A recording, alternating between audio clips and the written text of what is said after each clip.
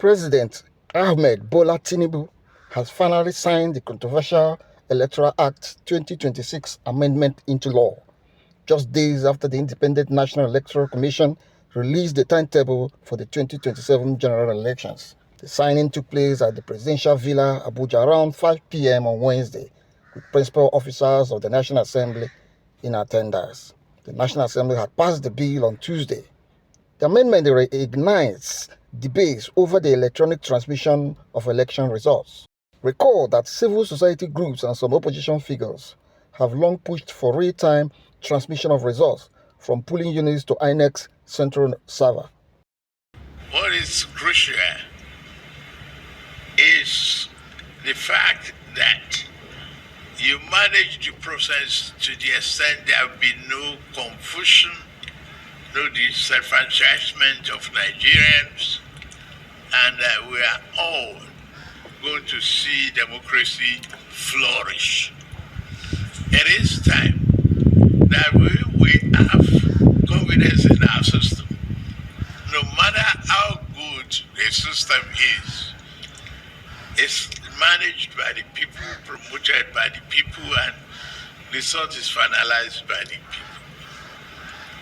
In fact, for final results, you are not going to be talking to the computer, you are going to be talking to human beings who will announce the final results.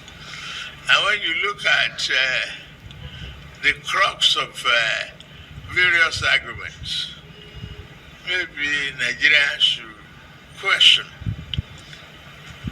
our broadband capability. How technically are we today? How technically will we be tomorrow? That's President Tinubu speaking. Meanwhile, the opposing voices here are Honorable Adeboye Balogun of the All Progressive Congress (APC) and Honorable Victor Afam Ogene of the Labour Party (LP).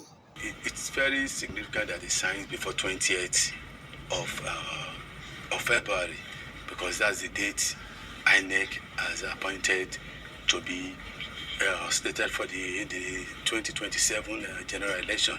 So if we want this 2026 Electoral Act to function without any flaw, I think it's very, very significant that it signed before 28th, and which it has done. And that's the reason why, yes, I can say we are very happy that he did it really on time. I will start by saying congratulations to the President and APC for forcing a fiat accompli on the Nigerian people. I say this with all due sense of responsibility.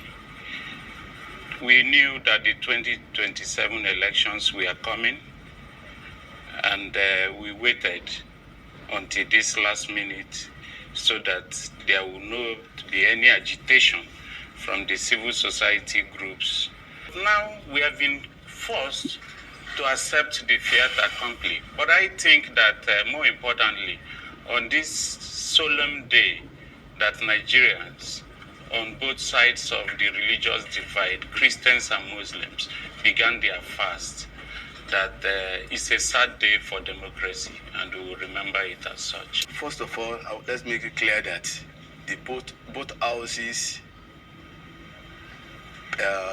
presented the same bill on the floor of the houses, and it both read real time, because it was a joint committee that worked on it.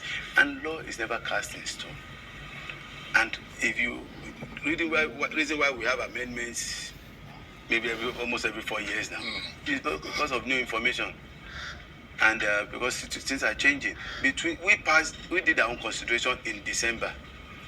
The Senate did theirs in February.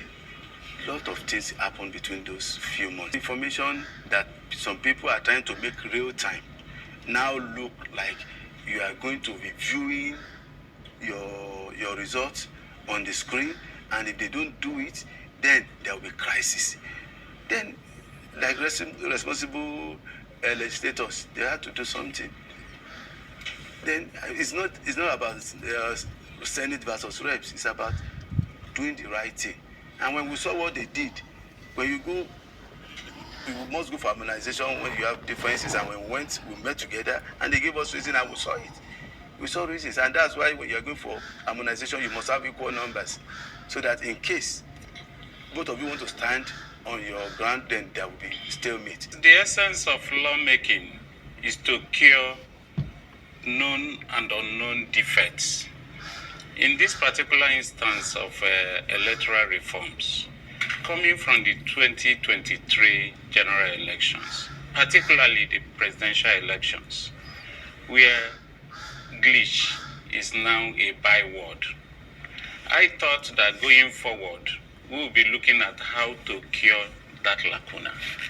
The late President Umaru Yar'Adua is famously regarded as a statesman because he did own up that the elections that brought him into office was flawed, and he went ahead to impanel the late Justice Uwe's commission. But in this instance, we still have a sore thumb sticking out from the 2023 elections. And instead of seeking to make it better, the subsequent one in 2027, by ensuring a real-time transmission of results, what did we have?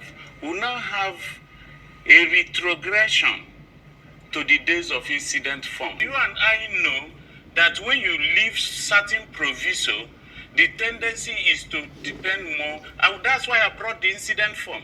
When the incident form was the law, we had more issues with people filling incident forms. And so now that we have opened the door to say if it doesn't go, you will see a lot of issues with the transmission. Already they are telling you that network coverage, and me and you know that it is a lie. In the lead up to the last elections, NCC, Nigerian Communications Commission, and INEC conducted a survey, and they came up with between 93 to 97% coverage. Let me give you another example. In the laws, we know the issue of defection in Nigeria. But in making that law, for the National Assembly members to protect themselves, there became a proviso that in the event of a split or disagreement within your political party, and how do people cross over? You can engineer a crisis in a political party and use that window, defeating the essence of leaving your seat for which you were voted for on a particular party platform. So we know all of this gimmick.